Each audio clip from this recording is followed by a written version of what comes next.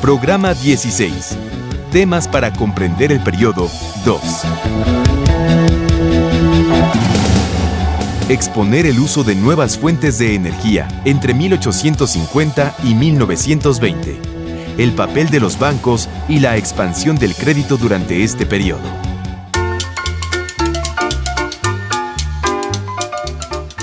¿Se imaginan un mundo sin luz eléctrica? Para empezar, sin ella, ustedes no podrían ver este programa. Los invito a que hagan rápidamente una lista de las fuentes de energía más importantes en la actualidad, las que se les ocurran ahora. Recuerden lo que han visto en sus cursos de Geografía de México y del mundo, y de Ciencias 2, énfasis en física. ¿Están listos? En este programa conoceremos las fuentes de energía que se usaron entre 1850 y 1920. Vayan anotándolas en otra lista. ¿Cuáles son las principales fuentes de energía que conoces? Solar y agua. La luz solar, el agua, la electricidad. La solar, eléctrica, la del agua. Eléctrica, solar, eólica. Como sabes, la revolución industrial que inició en la segunda mitad del siglo XVIII transformó a las sociedades. Los avances técnicos y científicos, así como su aplicación en la producción, dieron origen a las máquinas, que se convirtieron en un instrumento básico para el trabajo.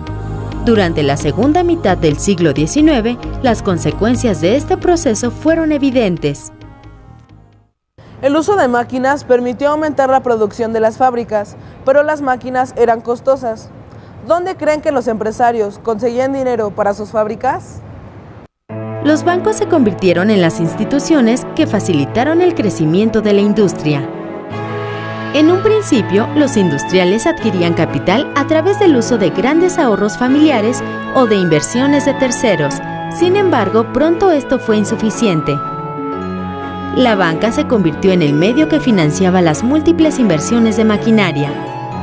Los propietarios acudían a la banca y le pagaban intereses para tener la certeza de que contarían con el capital necesario para su negocio. A medida que fue evolucionando la industrialización, el capital se fue haciendo cada vez más necesario. Desde fines del siglo XVIII ya existían varias decenas de instituciones bancarias en Londres, las cuales establecieron sistemas de crédito para financiar el nacimiento y desarrollo de las industrias y el comercio. Al igual que los propietarios de las grandes fábricas, los constructores de trenes y barcos recurrieron a los banqueros para obtener financiamiento. Para mediados del siglo XIX, la banca dominaba el mercado. ¿Sabías que el primer banco oficial en México inició sus operaciones con un capital de 1 millón de pesos? El Banco de Avío Industrial fue creado por Lucas Alamán en el año de 1830. Tenía como objetivo fomentar la industria nacional.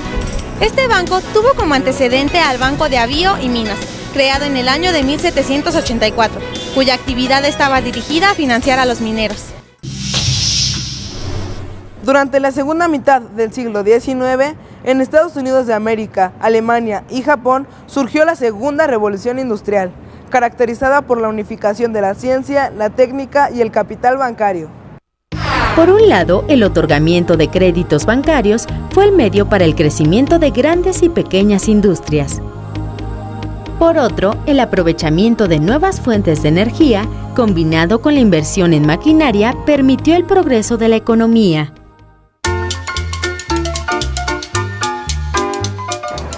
Si la primera revolución industrial se basó en la máquina de vapor y en el carbón como fuente de energía, la segunda se fundó en el motor de combustión interna, la electricidad, el petróleo y el crecimiento de los medios de comunicación y transporte. Las principales fuentes de energía de este periodo fueron el carbón, la electricidad y el petróleo.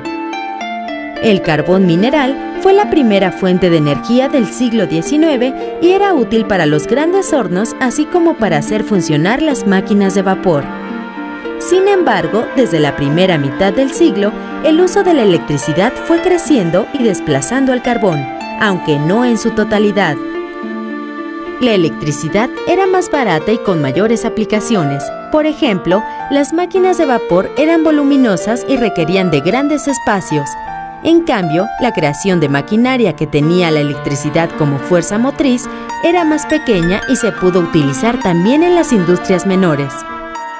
De igual manera, el petróleo fue un recurso energético muy importante. En un principio solo se utilizó en Quinqués. Sin embargo, diversos científicos experimentaron con él y descubrieron su utilidad para el funcionamiento de los motores. Gracias a la utilización de las fuentes de energía, hubo una serie de inventos y descubrimientos que revolucionarían no solo la industria, sino la vida cotidiana de las personas.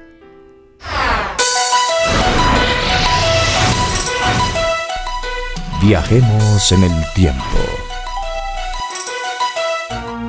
Nos encontramos en la ciudad de Menlo Park, en el estado de New Jersey. Es el año de 1879. Estamos en el laboratorio del científico estadounidense de ascendencia mexicana, Thomas Alva Edison. Él se encuentra realizando experimentos para perfeccionar la bombilla eléctrica, o lo que nosotros conocemos comúnmente como foco. El funcionamiento de la lámpara incandescente se basa en un principio muy sencillo. Cuando un material opone resistencia al paso de la energía eléctrica, genera calor. En cuanto la materia se calienta y comienza a ponerse incandescente, emite claridad o luz. Pese a que la bombilla ya había sido inventada un año antes por el químico inglés Joseph Wilson Swan, Edison la perfeccionó y patentó. Yo sabía con seguridad que si esa primitiva lámpara experimental brillaba 45 horas, sería tarea sencilla fabricar otra capaz de arder 100 o incluso 1000 horas. ¡Funciona! Mi siguiente reto será crear una central eléctrica. Lograré que todos en Nueva York tengan luz eléctrica en sus hogares.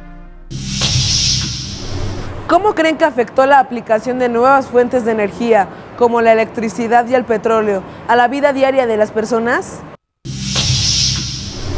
El trabajo en las fábricas pudo incluir horarios nocturnos gracias a la iluminación por bombillas eléctricas y el uso de la electricidad aceleró los procesos de producción.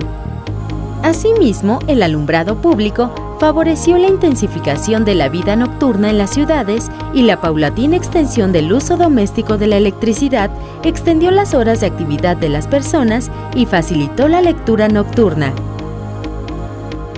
Por su parte, el uso del petróleo en los motores de combustión interna favoreció la rapidez de los transportes.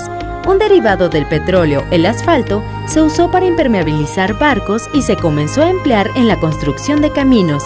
Otro derivado, el querosén, se empleó en la calefacción de las casas. El paisaje citadino se fue transformando para dar espacio a los automóviles, a los anuncios luminosos, a los tranvías eléctricos y a los postes y cableados que hacían llegar la electricidad a todo el espacio habitado. ¿Y a ustedes, en qué los han beneficiado estas fuentes de energía? Rápidamente escriban 5 cosas en las que los han ayudado. ¿Sabías que la electricidad se introdujo en México en las 3 últimas décadas del siglo XIX? Además de su uso intensivo en la industria y en la minería, en 1872 la electricidad empezó a ser utilizada para alumbrar las calles de la capital del país y posteriormente los hogares. Era tal la expectación que causaba la existencia de las bombillas eléctricas que las personas se congregaban afuera de las casas o frente a los faroles eléctricos de las calles para ver el prodigioso invento. Fueron muchos los grandes inventos y descubrimientos que no solo ayudaron a la automatización del trabajo, sino también al aumento de la velocidad con que las personas se comunicaban entre sí y recorrían largas distancias. Elaboren una línea del tiempo con los inventos que a continuación se enuncian.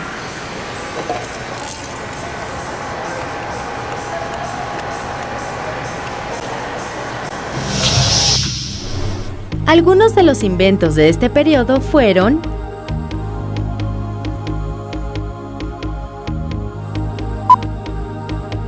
el automóvil de gasolina, el teléfono, el fonógrafo, el gramófono, el cinematógrafo, la radio y la telegrafía sin hilos y el avión. Comparen su lista de las principales fuentes de energía en la actualidad con aquellas que se usaron entre 1850 y 1920. ¿Son las mismas? ¿Se emplean con la misma intensidad ahora que en ese periodo? ¿Cuál es la principal fuente de energía en la actualidad? La segunda mitad del siglo XIX fue una etapa llena de cambios, descubrimientos e inventos que modificaron la forma de vida de las personas. Actualmente, aún vivimos las consecuencias de este periodo. Yo veo los cambios aquí, en todo esto. ¿Y ustedes, dónde los ven? Les toca descubrirlos.